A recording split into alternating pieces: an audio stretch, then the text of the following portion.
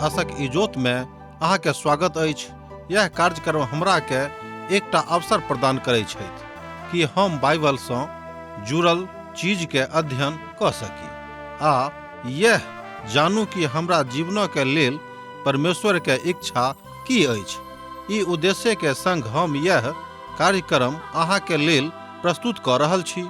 कृपया क देखू आ सुनू ताकि परमेश्वर अहाँ के जीवन के मार्गदर्शक ठहरे।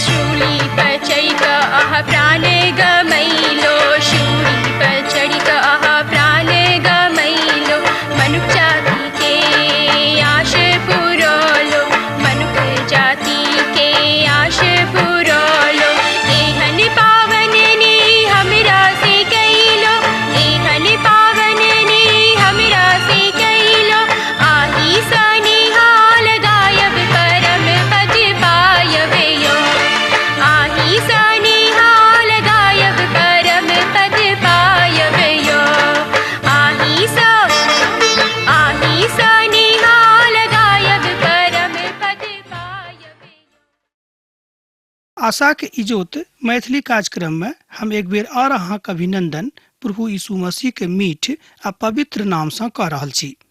पछला दिनों के अध्ययन में हमरा सब 4 घुड़सवार के देखने चलो है और ये ठीक वही विधा के कहते जाय विधा के हमरा लोग प्रभु यीशु मसीह के शिक्षा में देखने रहो। एकर मतलब भेल कि आजुक दिन हमरा सब 6ठम अध्याय के 9 पद से लऽ 17 पद धरि देखब। प्रभु यीशु मसीह ए बातक बतौने छलैथे जहन वो धरती पर छलखिन अर्थात अपन मानवीय देही धारणक काल में। मत्ती रचित सुसमाचार तकर 24 अध्याय आ 5 पद से लऽ 8 पद में हमरा लोग ए बातक देखी छी। अपन पहाड़ी सनेश में वो बाजे छेत वो बजला है बहुत लोग हमर नाम से होता आ ई बजता जे हम मसीह को हैं मुदा वो एहि तरह बहुत लोग के भरमा देते आ यह त उज्जर घोड़ा छेत। ए बातक हमरा लोग एठाम पवित्र पोथी का अध्ययन में सीखे छी। हमरा सब युद्ध और विश्व युद्ध के विषय में सुनब आ युद्ध के विषय में अनेरे किच किच सुनब। एहि काल में बहुत तकलीफ होते मुदा एक बादो अंत नहीं आयत। कियाक त राष्ट्र के विरोध में ठाड़ भ जेतेक, राज राजा के विरोध में ठाड़ भ जेतेक आर अकाल पड़तेक। ई त कार घोड़ा अछि और पियर घोड़ा और भूडोल ठामे ठाम होते आ ई सबटा बात दुखक आरंभ मात्र हैत। ई त महाकलेशक काल के आरंभ के विषय में बताल गेल अछि जे कोना आरंभ हेते। 5म मोहर के खोलल गेनाय बा शहीद भक्त के विषय में बाजल गेल छेन।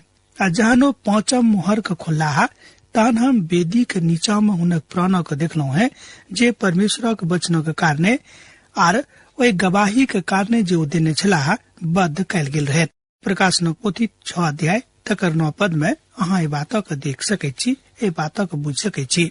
ओ बड पैघ शब्द सँ शोर पाड़ क बजला, हे स्वामी हे पवित्र और सत्य, अहाँ कहिया धरि न्याय नहीं करबेक, और धरती के रह वाला सो और सोनीतो के बदला कहिया धरि अहाँ लेब।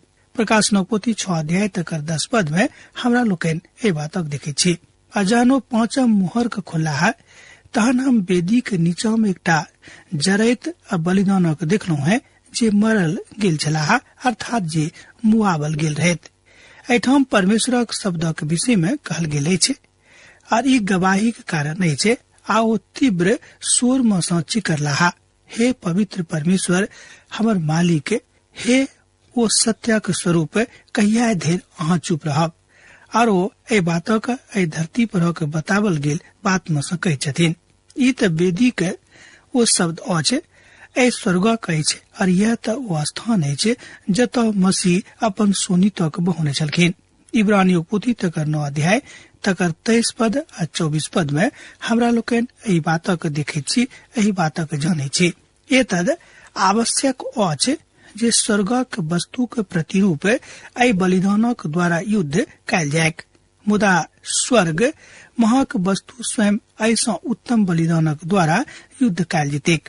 कियाक त मसीह ओहि हाथक बनावल पवित्र स्थान में, जे सच्चा पवित्र स्थानक नमूना अछि, प्रवेश नहीं कैलाहा, मुदा स्वर्ग में प्रवेश कैलैत, जाय सो हमरा लेल अब परमेश्वरक सन्मुख में देखिएक बा क दिएक। इब्रानियों पोथी 9 अध्याय तक 23 पद आ 24 पद में हमरा लोकन ए बात देखे छी।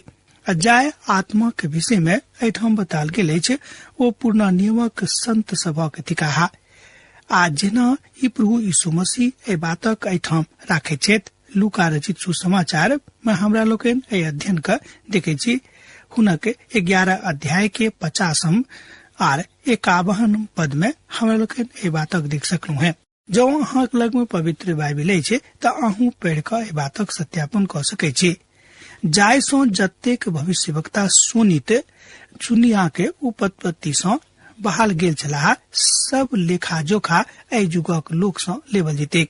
हवीलो के हत्या सो ल क जकरिया के हत्या धरि अजे वेदी और मंदिरों के बीच में घात कयल गेला। हम अहाँ से बड़ सत कहै छी, एहि सबटा बातक लेखा एहि कालक लोक सो लेवल जेतैन।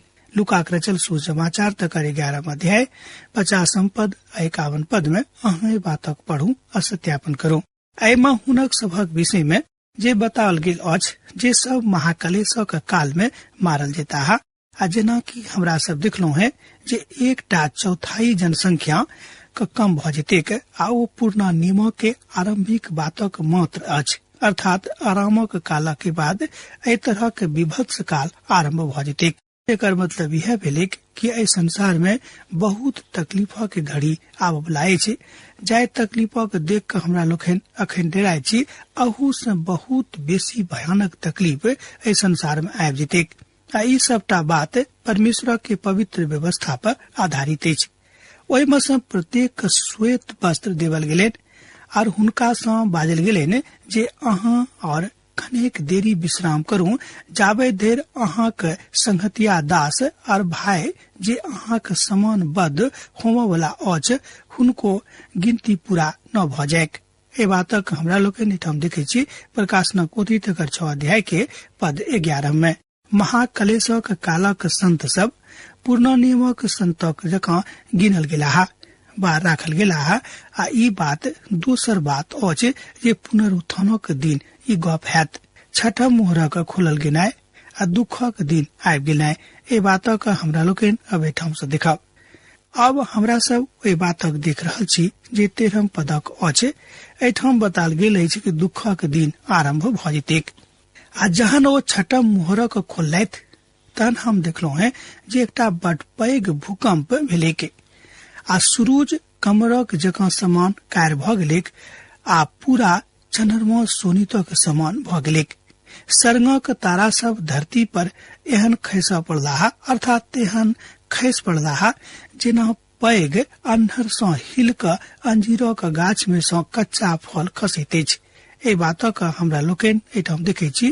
प्रकाशनक पोथी 6 अध्याय तक 12 पद में आर 13 पद में हम देखलो, जहन ओ छठम मोहर के खोलैथ और एकटा भयंकर भूकंप भेले के और सूरज कमलक जकां कायर भ गेले के आ संपूर्ण चंद्रमा सोनिक जकां भ गेले, अर्थात सोनितक जकां बन गेले आ सरंगक तारागण धरती पर खसा लागले, जेना कि लोग गाछ सँ फलक तोड़ैत होइक, अर्थात जेना अंजीर अपन गाछ सँ अपन फलक खसाबैत होइक। एकर मतलब यह भेले कि एहि धरती पर मनुखक पापक कारणे बहुत बहुत भयंकर दिन अबैया अछि। जाय भयंकर दिनक विषय में एठाम बताल गेल अछि, ई मनुखक कल्पनो सँ परे अछि। आ जहन ओ अन्हर सँ हिलावल गेली, ई त प्रायः माँ कलेशा काल के अंतिम कथा के भाग अछि। हुनक महान दुखक दिन हमरा सभक सम्मुख में छल। महाकलेशक काल आरंभ भेल आ पुनः समाप्त भ जाइत अछि। आ ई त एकटा स्वाभाविक ब्रह्मांडक जकां लागैत छल। ई त महाकलेशक कालक आरंभ छल। संत सँ एहि बातक मिलावल गेल अछि। योएलक पोथी तकर 2 अध्याय तकर 30 पद और 31 पद में अहाँ एहि बातक देख सकै छी, ओतऽ बताल गेल अछि। आ तकरा बाद ए बातक अहाँ प्रेरितक पोथी में सेहो देख सकलहुं हैं। एही कथाक ओतो पढ़ावल गेल अछि 2 अध्याय के 20 पद में। आ तकरा बाद दोसर बात और एठाम बताल गेल अछि। ए बातक अहाँ देख सकलहुं हैं योएलक पोथी तकर 3 अध्याय तकर 9 पद सँ ल क 17 पद में। आ तकरा बाद एसाया नबी के पोथी तकर 13 अध्याय 9 पद सँ ल क 13 पद में। आ तकरा बाद 34 अध्याय के 1 पद सँ ल क 4 पद में।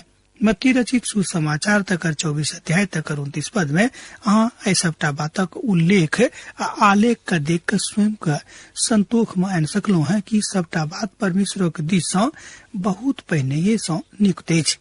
आजुक युग में जे भूकंप आबि रहल अछि, ओ एहि भविष्यवाणी के पूर्णता नहि थिक।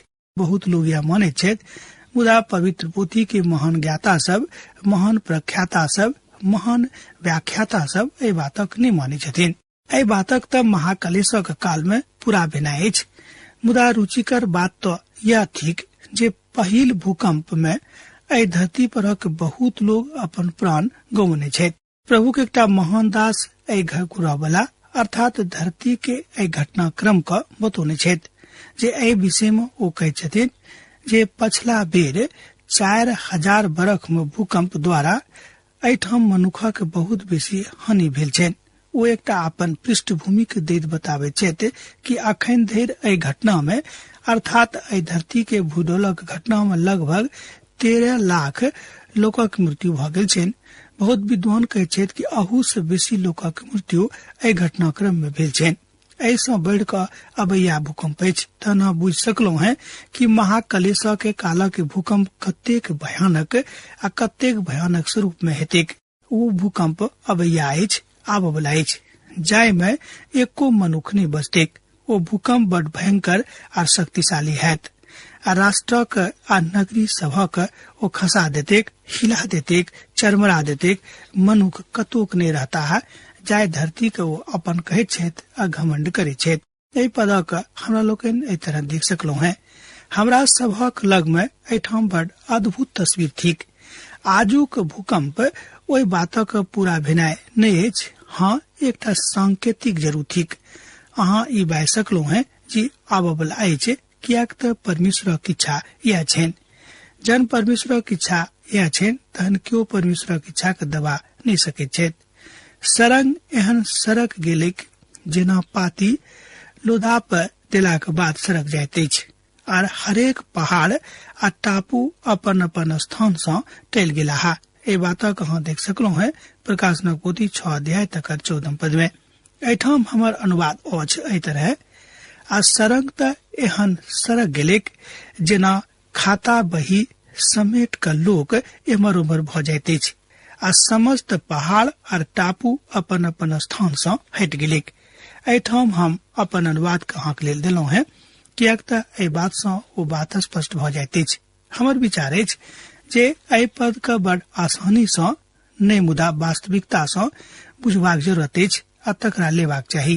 तहन धरती के राजा आ प्रधान आ सरदार आ धनिक आ सामर्थी लोग आ हरेक दास और हरेक स्वतंत्र पहाड़क खो में और चट्टान में जाकर लुकैला है। आ पहाड़ सब सँ आ चट्टान सब से बाजे लगला हमरा ऊपर खसि जाऊं।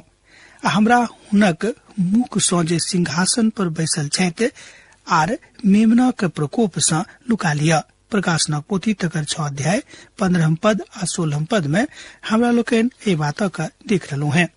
कियाक त हुनक प्रकोप कने ध्यान दियो 17 पद पर, कियाक त हुनक प्रकोप भयानक दिन आबि गेल अछि। दोसर गप में कियाक त हुनक प्रकोप के भयानक दिन आबि गेल अछि, अब के ठहर सकैत अछि। प्रकाशनक पोथी 6 अध्याय तकर 17 पद में हमरा लोकन ए बातों के देखे छी।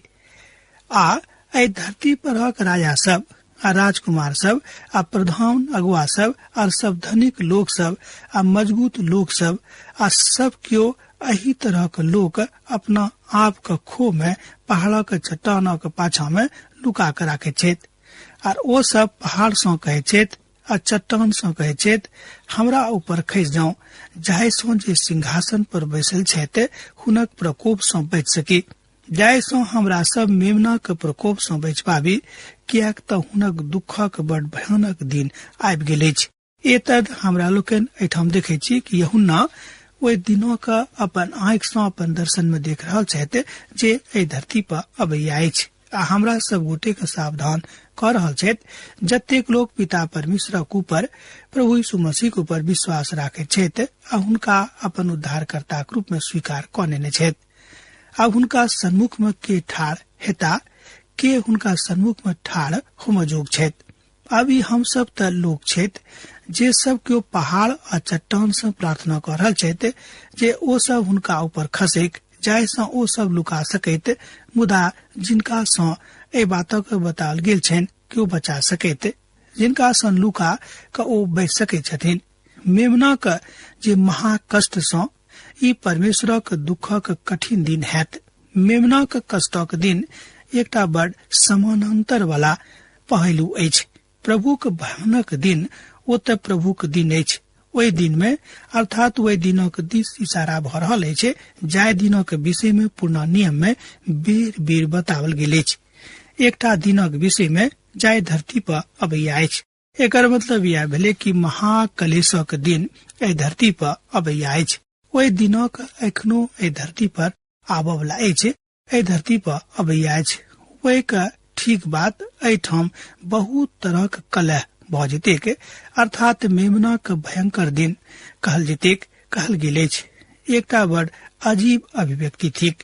पवित्र बाइबिल त दुष्टता से भरल कोनो बातक नहि कहै छथि, मुदा दुष्टता से भरल मनुख जतेक लोक छथि हुनक सोच विचारक आवश्यक अभिव्यक्त करैत अछि।